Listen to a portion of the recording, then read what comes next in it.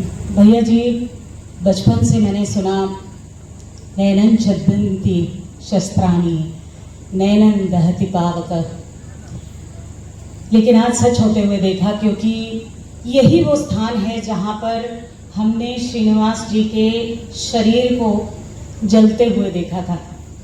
लेकिन आज देश भर से आए हुए यहाँ आपके मंच के सामने बैठे हुए लोग, इनमें से कोई श्रीनिवास जी का खास दोस्त है, कोई बेटा है, कोई पुत्र है, कोई सखा है, और आज हम सबके अंदर कहीं ना कहीं श्रीनिवास जी जिंदा हैं। आज मुझे जब बोलने का दायित्व दिया गया तो मैंने सुधा जी से पूछा कि मैं किसका प्रतिनिधित्व कर रही हूं, और आज दादाजी मैं सुधा जी का प्रतिनिधित्व करते हुए यहाँ खड़ी हूं। और जब मैंने सुधा जी को कहा कि सुधा जी आपको मंच पर जाना चाहिए, तो उन्होंने कहा, दीदी अगर श्रीनिवास जी होते तो क्या करते, सिर्फ काम करते और बाकी सबको आगे करते। और इसीलिए आज मेरी जगह, बंटी की जगह, कीर्तना की जगह आप जाइएगा और हमारी बात कहिएगा। और आज सुरेश जी, आज मैं हर एक डोनर, यहाँ सचिन तांबे जी बैठे हैं जो साय की तरह उनके साथ जुड़े रहे, यहाँ रामू भैया बैठे हैं, उनके बड़े भाई डॉक्टर राव बैठे हैं, सुधा जी के दोनों भाई उमाशंकर जी, राजेंद्र जी बैठे हैं, उनके दोस्त यहाँ पर जो अनेकों जगह से आए, इतने डोनर्स जो शायद आ ना पाए, पद्मा जी जो यहाँ सिंगापुर से आती हैं, अमेरिका से लोग आते हैं, और इतने हमारे खास, ये सब आज अपने श्रीनिवास जी के लिए यहाँ पर बैठे हैं। एक छोटे से कमरे से शुरुआत हुई थी। आज आप यदि पीछे जाकर किचन को देखेंगे,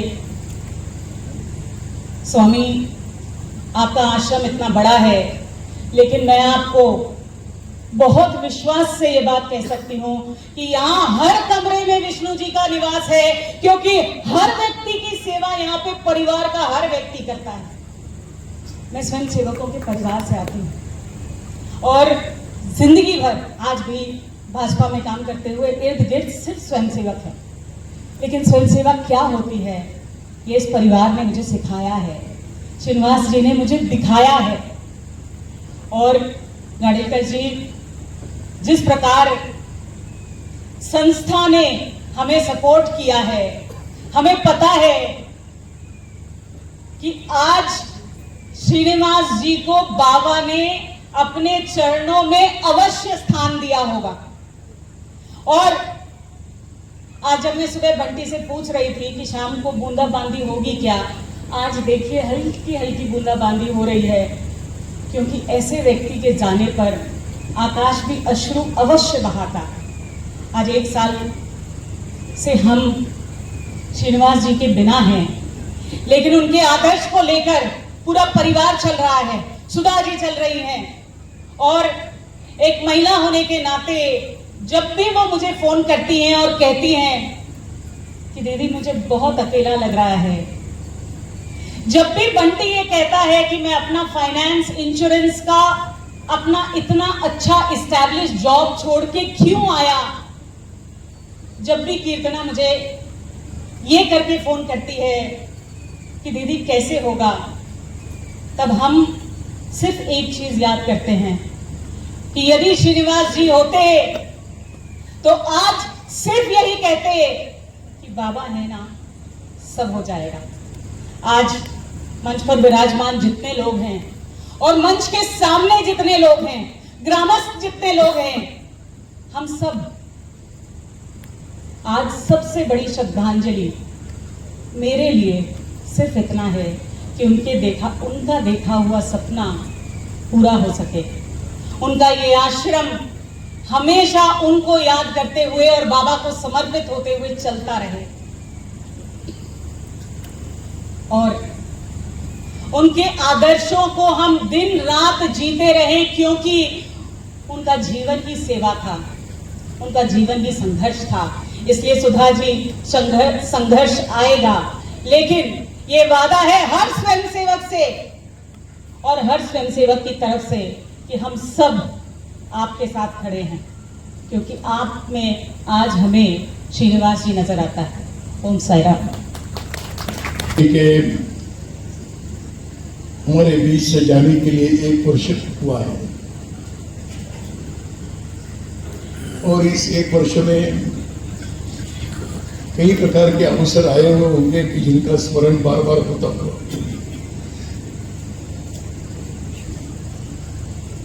औपचारिक रूप से आज यहाँ पर एक प्रतिमा का अनावरण हुआ, इसलिए उनके प्रति एक श्रद्धा सुमन में अर्पित करता हूं। मैं सोच रहा था कि श्रीनिवास जी क्या थे। तो एक तो हम सब जानते हैं कि वो विजयवाड़ा से, हैदराबाद से निकलकर यहाँ पर आए। तो एक तो बड़ी बात सिद्ध है कि वो साईं बाबा के भक्त थे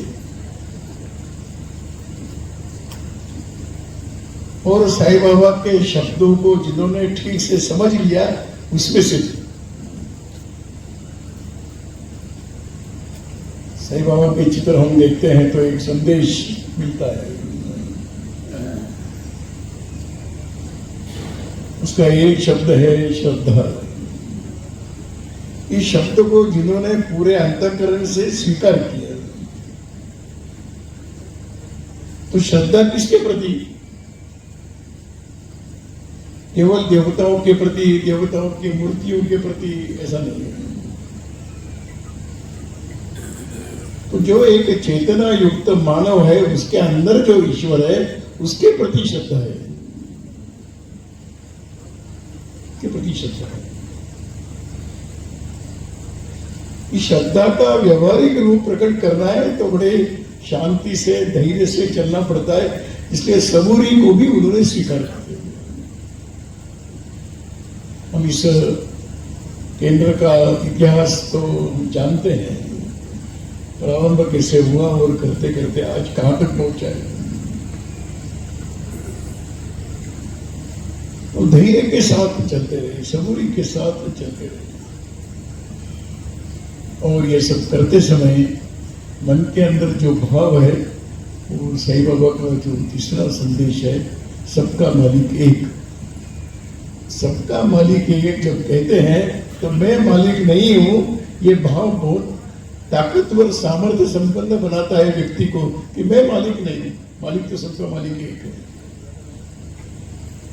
अब इस संदेश को जिन्होंने समझा, केवल पढ़ा नहीं, केवल सुना नहीं, केवल देखा नहीं, तो जिसको उन्होंने अपने हृदय में उतारा, ऐसे व्यक्तित्व का नाम है श्रीनिवास जी। ये व्यक्ति का नाम है। मैं सोच रहा था ये केंद्र का द्वारकामाई वृद्धाश्रम है, परंतु मेरी मान्यता थोड़ी एक अलग प्रकार की है। वृद्धाश्रम नहीं है, ये आश्रम नहीं है, ये चिकित्सालय नहीं है, ये अन्न छत्र नहीं है, ये विश्रांति करने का स्थान नहीं है। तो क्या है? तो यहां पर रहने वालों का सबका ये घर है, इस घर के रूप में ही रहते हैं। और श्रीनिवास जी ने यही एक अपने व्यवहार से संकेत दिया, यहाँ आने वाले सब हमारे घर के लिए। उन्होंने यहाँ पर जो वृद्ध है उनमें माँ देखी, दादी माँ देखी, पिता देखे, दादाजी देखे, नाना जी देखे, नानी जी को देखा। ये दृश्य एक दृष्टि होने के कारण उन्होंने जो भी यहाँ पर किया वह एक पुत्र अपने घर के वृद्धों की सेवा करता है उसी भाव से ये किया है। इसलिए यहाँ पर रहने वाले भी आज उनके स्मृति को देखकर अंदर एक वेदना का भी अनुभव करते होंगे और आश्वस्त भी होते होंगे। इसलिए ये निराश्रित लोगों का केंद्र नहीं है, मजबूरी से यहाँ है ऐसा केंद्र नहीं है।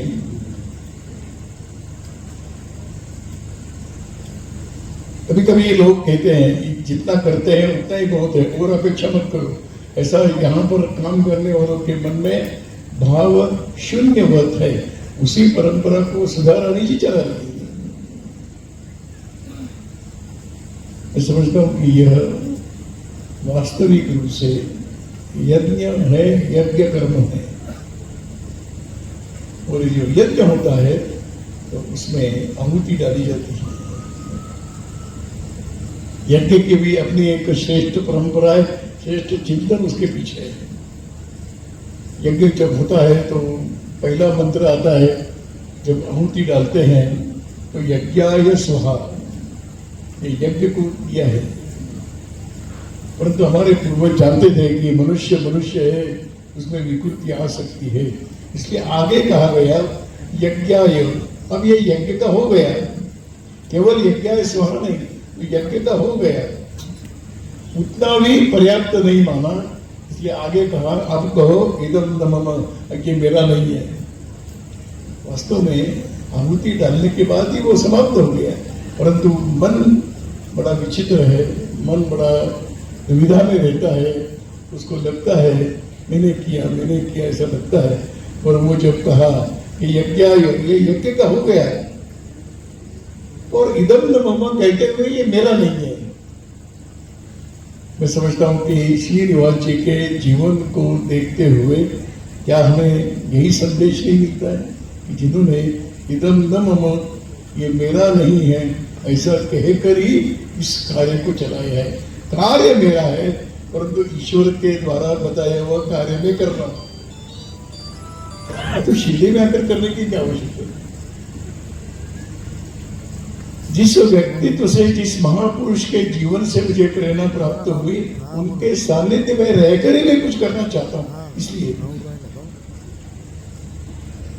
और यह एक बहुत श्रेष्ठ इस प्रकार का, और यहाँ पर रहने वाले सभी लोग कोई मैनेजमेंट नहीं है। परिवार मैनेजमेंट शब्द के आधार पर नहीं चलता है। परिवार घर चलता है अपनेपन के आधार, अपनेपन अपनापन ये बहुत बड़ी बात है। घर के माताजी पिताजी बच्चों की मैनेजमेंट नहीं करते, व्यवस्था नहीं करते, वो उनके लिए जो कर्तव्य है वो करते हैं। कोई अगर कहेगा कि मेरे बेटों ने मेरा सम्मान करना चाहिए क्योंकि मैंने उनको इतना बड़ा पालन पोषण किया है, ये न माता के मन में आता है न पिता के मन में आता है। और अगर ये विचार आता होगा तो उनके माता पिता होने पर प्रश्न चिन्ह लग सकता है। और दूसरी युवा जी ने और उनके समस्त परिवार मैं देख रहा हूँ आने के बाद सारा परिवार जुड़ा हुआ है, उनके बेटे, उनकी बेटी, उनके भाई, सब लोग इस प्रकल्प के साथ आत्मीयता के साथ जुड़े हुए हैं। और इसलिए हम कोई एक दिखावे का काम कर रहे हैं ऐसा नहीं। और एक बात ध्यान में आती है कि कभी कभी सोचते हैं, लोग कहते हैं कि सेवा कुछ कर रहा है, कुछ काम करना है तो साधन चाहिए। जब यहाँ पर 1998 में जब भूमि पूजन किया होगा, क्या साधन थे उनके हाथ में, श्रीनिवास जी के हाथ में। आप पैसा इकट्ठा करेंगे बाद में शुरू करेंगे, ये भी विचार उनके मन में नहीं है। माता पिता को संभालने के लिए बजट नहीं बनता है, आवश्यकताओं की पूर्ति की जाती है। ये बजट बनाकर काम नहीं होता, योजना बनाकर काम नहीं होता है। जो दिखता है करना चाहिए वो करना है, वही वास्तविक में बेटा होता है, वही बेटी होती है जो अपने घर के वृद्धों के प्रश्नों को समझ सकते हैं। समझते? और ये कोई साधनों के लिए रुके नहीं। इसलिए बहुत बार लगता है कि सेवा करने के लिए साधन धन नहीं, मन चाहिए, और इस मन की विशालता ही व्यक्ति को इस श्रेष्ठ कार्य करने के लिए ऊर्जा देती है। साधन तो अपने आप आते हैं, आएंगे। भविष्य में जो भी योजनाएं, जो भी आवश्यकता पड़ेगी, उस आवश्यकताओं की पूर्ति करने वाला समाज आज हमारे भाग्य से भारत का समाज इस भाव से जीने वाला है, इस भाव से करने वाला भी है। उसको कोई न कोई विश्वास मन में निर्माण हो, ऐसे केंद्र चाहिए। मैं समझता हूँ कि ये विश्वास का केंद्र द्वारका माई इस आश्रम के नाम से हम सबके सामने है। तुम्ही क्रेडिट कार्ड स्वाईप करता का? बँकेचे पण अतिरिक्त चार्जेस लागत आहेत का? तर मग आता काळजी करण्याचं कारण नाही. आमच्याकडे कार्ड स्वाईप केल्यानंतर कोणतेही बँकेचे चार्जेस व कोणतेही अतिरिक्त चार्जेस लागणार नाहीत. क्रेडिट कार्ड स्वाईप करून त्वरित अकाउंटमध्ये पैसे ट्रान्सफर करून दिले जातील. कमीत कमी टक्केवारीमध्ये क्रेडिट कार्ड स्वाईप करून मिळेल.